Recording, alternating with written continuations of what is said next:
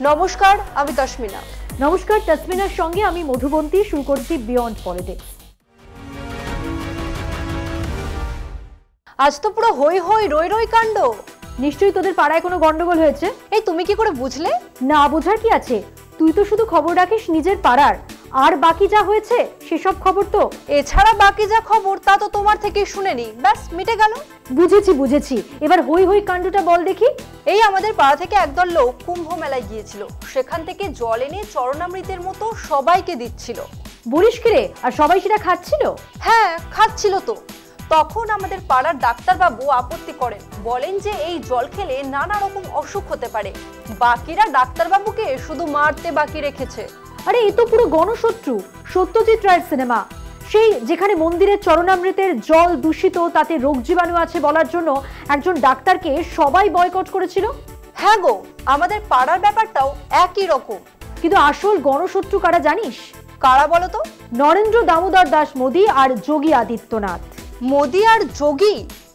কিন্তু কেন? ওরা কি পার্ট টাইম ডাক্তারিও করেন নাকি? না, ওরা যেটা করেন তা হলো মানুষকে ভুল বুঝিয়ে মৃত্যুর দিকে ঠেলে দেন। এ তো ভয়ঙ্কর কথা বলছো। ভয়ঙ্করই তো। আর আরো ভয়ঙ্কর হলো কলিফর্ম ব্যাকটেরিয়া। কি করে এই ব্যাকটেরিয়া? বহু কিছুই করতে পারে। কলেরা, টাইফয়েড, হেপাটাইটিস অনেক কিছুই হতে পারে এই ব্যাকটেরিয়া থাকলে জলে। কিন্তু ব্যাকটেরিয়ার সঙ্গে মোদী যোগীর সম্পর্ক কি? সম্পর্ক হলো এই যে কুম্ভের জলে অত্যন্ত বেশি মাত্রায় এই কলিফর্ম ব্যাকটেরিয়ার খোঁজ মিলেছে, কিন্তু যোগী প্রশাসনের কোনো ভ্রুক্ষেপ নেই তাতে। কি বলছো? আমার তো বিশ্বাসই হচ্ছে না। তুই বড় এই খবরটা দেখে নে। প্রতি বছর মহাকুম্ভে লক্ষ লক্ষ তীর্থযাত্রী প্রয়াগরাজে এসে স্নান করেন। ধর্মীয় বিশ্বাসের অঙ্গ হিসেবে সঙ্গমের জলে ডুব দেওয়া তাঁদের কাছে পুণ্য অর্জনের একটি উপায়। কিন্তু 2025 সালের মহাকুম্ভ ঘিরে কেন্দ্রীয় দূষণ নিয়ন্ত্রণ পর্ষদের সাম্প্রতিক রিপোর্ট ধর্মপ্রাণ মানুষদের জন্য উদ্বেগের কারণ হয়ে উঠেছে। কারণ এই রিপোর্ট বলছে সঙ্গমের জলে ভয়াবহ দূষণ ছড়িয়ে পড়েছে। ফলে শুধু ধর্মীয় আস্থাই নয়, প্রশ্নের মুখে জনস্বাস্থ্যের নিরাপত্তাও। কেন্দ্রীয় দূষণ নিয়ন্ত্রণ পর্ষদ সম্প্রতি জাতীয় পরিবেশ আদালতে যে রিপোর্ট পেশ করেছে সেখানে স্পষ্ট বলা হয়েছে যে মহাকুম্ভ চলাকালীন গঙ্গা ও যমুনার জলে বিপজ্জনক মাত্রায় ব্যাকটেরিয়ার উপস্থিতি পাওয়া গিয়েছে। বিশেষত ফিকাল কলিফর্ম ব্যাকটেরিয়ার মাত্রা এতটাই বেশি যে তা মানবদেহের জন্য মারাত্মক ক্ষতিকর হতে পারে।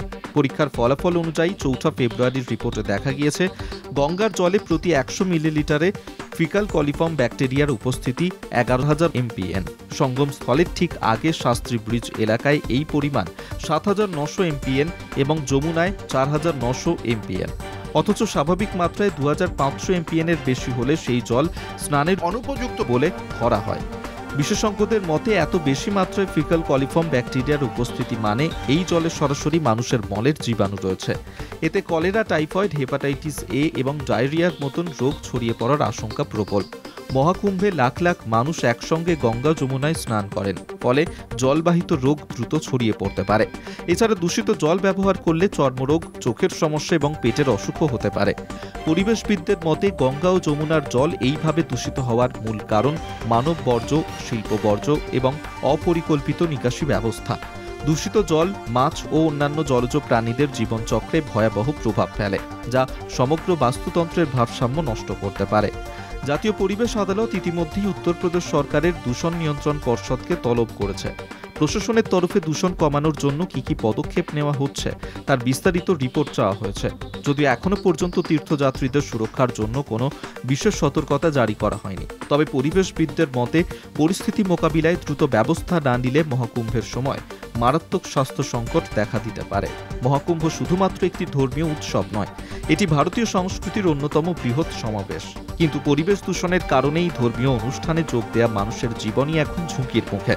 প্রশাসন যদি দ্রুত কার্যকর ব্যবস্থা না নেয় তাহলে শুধু ধর্মীয় আবেগ নয়, স্বাস্থ্য ও পরিবেশ উভয় ক্ষেত্রেই ভয়াবহ সংকট তৈরি হতে পারে। এ যা দেখছি তাতে তো কুম্ভ মেলার পরিস্থিতি যে কোনো সময় হাতের বাইরে চলে যেতে পারে। পারেই তো, কেন্দ্রীয় দূষণ নিয়ন্ত্রণ পরিষদ তো তাই বলছে। কিন্তু যোগী সরকার শুনছে কি? মোটেই না। সরকার বলছে সবকিছু ঠিকঠাক আছে। এই কথা তো মেলার নিরাপত্তা নিয়েও বলেছিল, তাই না? তারপর কি হলো? কত মানুষ মারা গেল, নিখোঁজ হলো। ওরে, মোদী, যোগী ওরফে বিজেপি তো এরকমই বলে। তোর মনে নেই এক বিজেপি নেতা বলেছিল গোমূত্র খেলে ক্যান্সার সারে? হ্যাঁ, মনে পড়েছে। আর গোবর নিয়েও কি যেন একটা কথা বলেছিল না বিজেপি? বলেছিল। গোবর নাকি মোবাইল রেডিয়েশন থেকে নিউক্লিয়ার রেডিয়েশন সবই আটকে দিতে পারে। আমাদের এখানে দিলুদা মানে দিলীপ ঘোষ বলেছিলেন গরুর দুধে নাকি সোনা থাকে। এ তো পুরো গোবরে মাখামাখি। হ্যাঁ, কিন্তু গোবর মাখছে কে? না আম আদমি। আর মাখাচ্ছে কারা? না বিজেপি নেতারা। তা কুম্ভের জল নিয়ে বিজেপি কিছু বলছে না? বলছে না আবার।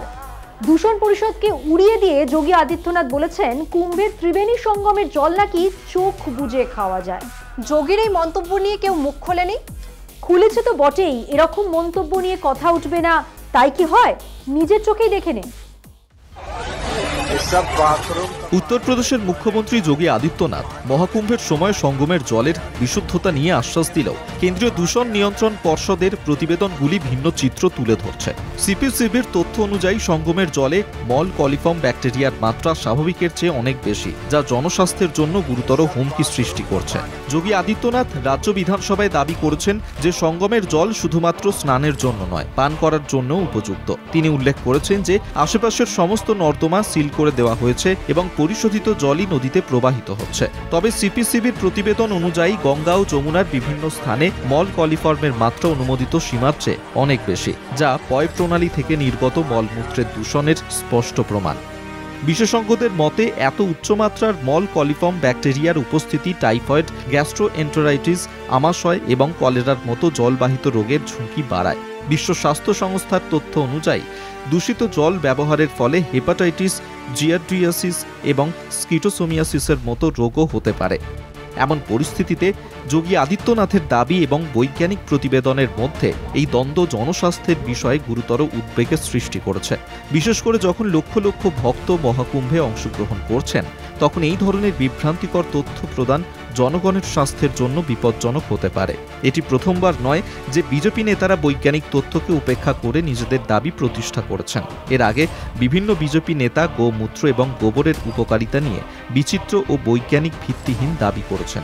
উদাহরণস্বরূপ কিছু নেতা দাবি করেছেন যে গোমূত্র ক্যান্সার নিরাময় করতে পারে, যা বৈজ্ঞানিকভাবে প্রমাণিত নয়। এছাড়াও গোবর মোবাইল রেডিয়েশন থেকে নিউক্লিয়ার রেডিয়েশন সবকিছুই প্রতিহত করতে পারে দাবি করা হয়েছে, যা বিশেষজ্ঞদের দ্বারা বারবার খারিজ হয়েছে। এই ধরনের ভিত্তিহীন দাবি এবং তথ্য গোপন করার প্রবণতা শুধুমাত্র জনগণের স্বাস্থ্যের জন্য হুমকি নয়, বরং বৈজ্ঞানিক চিন্তাধারার বিকাশেও বাধা সৃষ্টি করে। সরকারের উচিত বৈজ্ঞানিক তথ্যের ভিত্তিতে সিদ্ধান্ত গ্রহণ করা এবং জনগণকে সঠিক তথ্য প্রদান করা, যাতে তারা সচেতনভাবে নিজেদের সুরক্ষা নিশ্চিত করতে পারে। বিখ্যাত সঙ্গীত শিল্পী বিশাল দাদলানি এ কটাক্ষ করে লিখেছেন, যোগীজি নিন্দুকদের কথায় পাত্তা দেবেন না, আমরা আপনাকে বিশ্বাস করি। আপনি যান এবং ক্যামেরার সামনে গঙ্গার জলের একটা বড় ঢোক পান করুন। সত্যিই যোগীজি, আপনার যদি এতই কনফিডেন্স থাকে তবে সাধারণ মানুষকে ভুল না বুঝিয়ে নিজেই কুম্ভের জল পান করে প্রমাণ করে দিন।